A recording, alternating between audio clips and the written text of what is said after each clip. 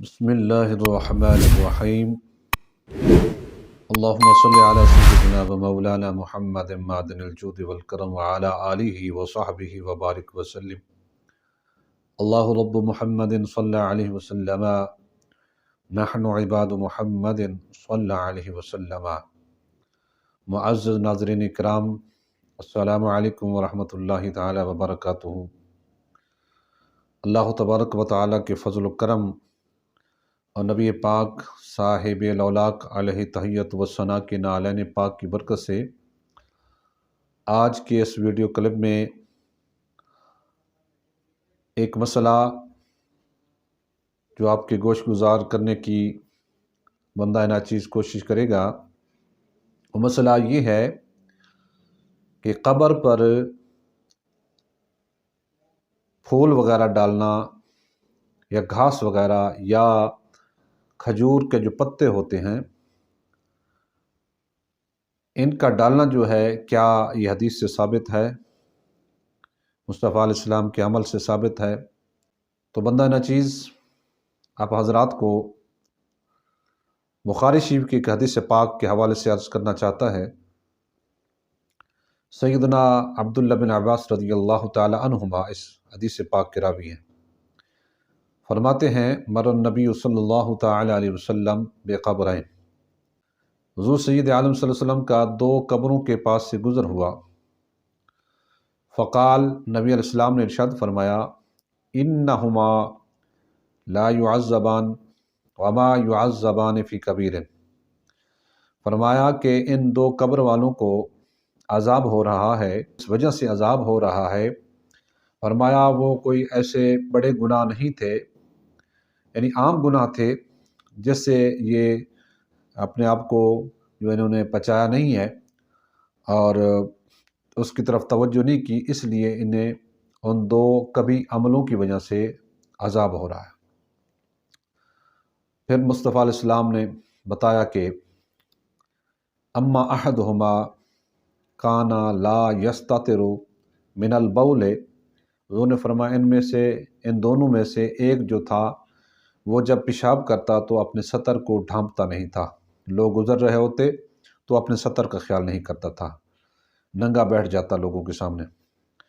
एक रिवायत में यूँ है और दूसरी रिवायत में ये है, ला यस्तंज़िउ अनिल बौल, कि वो पेशाब के जो छींटे हैं उनसे नहीं बचता था, परहेज़ नहीं करता था।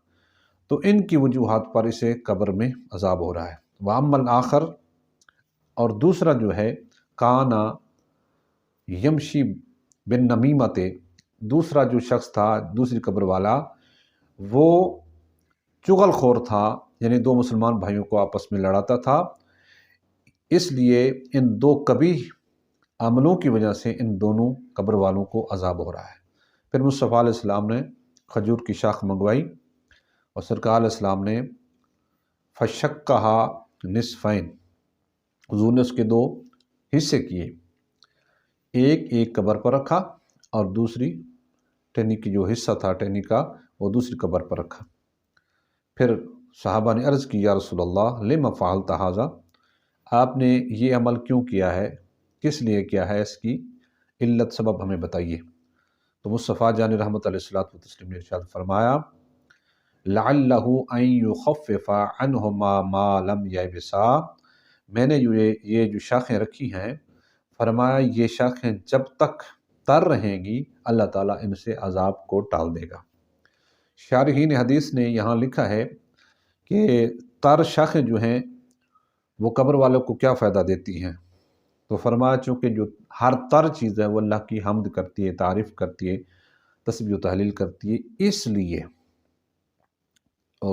इसलिए जो है उसके ज़िक्र से, तस्बीह करने से उस कब्र वाले से अज़ाब उठा दिया जाता है। तो यहाँ सरकार ने तर शाखें रखी, ये तो साबित हो गया कि तर शाखें रखना ये हुज़ूर के अमल से साबित है, ये बुखारी में मौजूद है। रहा बाकी फूल रखना, फूल चढ़ाना या घास वगैरह रखना, तो चूँकि ये तर चीज़ तो साबित हो गई, खजूर साबित हो गई, खजूर के पत्ते जो हैं वो तो साबित हो गए, शाख जो है, तो फिर इसी से ये भी साबित हो गया कि फूल भी ऐसे ही होते हैं, वो तर होते हैं और तरोताज़ा होते हैं اور اسی طرح گھاس جو ہوتا ہے وہ بھی تر و تازہ ہوتا ہے، اگر رکھ دیا جائے تو وہ بھی اللہ کا ذکر اور تسبیح کرے گا تو اس کی برکت سے اللہ تعالیٰ قبر والے سے عذاب کو ٹال دے گا۔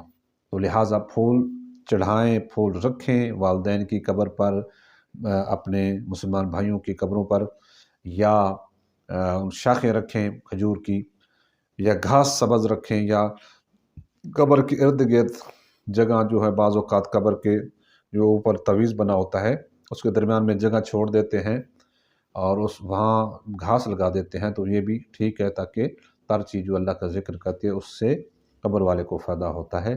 تو لہٰذا یہ ثابت ہوا کہ قبر پر پھول چڑھائیں یا شاخ رکھیں، تر شاخ رکھیں تو قبر والے کو فائدہ ہوتا ہے، اور یہ عمل مصطفیٰ علیہ السلام کے اس فرمان سے ثابت ہو گیا، اور سرکار نے خود ہی عمل کر کے دکھایا ہے۔ اللہ ہمیں عمل کی توفیق عطا فرمائے۔